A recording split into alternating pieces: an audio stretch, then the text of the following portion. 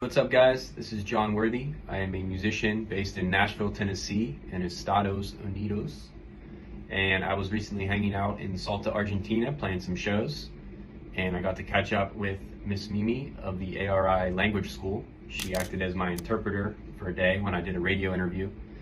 And I just wanted to talk about some differences that you may run into between how we say things in the United States versus how they're said in England or Britain, the UK. One thing that immediately comes to mind is a common phrase here in the United States is, "Man, that's crazy," or "Dude, you're crazy, you're wild."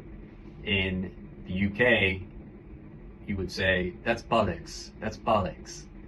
And when we say it in the United States, it's usually meant in a positive tone. And I think it's the same in the UK, but it's just two different ways of saying things. So, if something interesting happens or something that you didn't expect happened to you in the United States, you'd say, "Dude, that's crazy." Or in the UK, they usually say, "That's bollocks." So that's one thing that comes to mind that's really interesting. And another one is, this is more local to the United States, but I grew up in Pittsburgh, Pennsylvania, which is in on the East Coast, northern part of the United States. And when we refer to a group of people, we say, "You guys."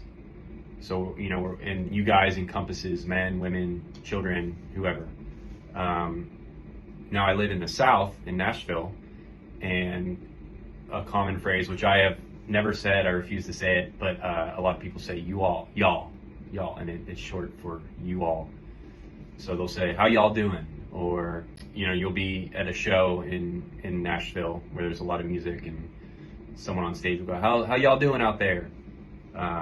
So that's something funny for you guys.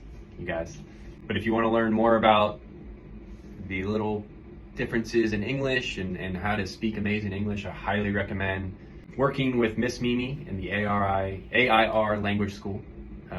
She's an amazing instructor. She knows English really well, and I highly recommend it.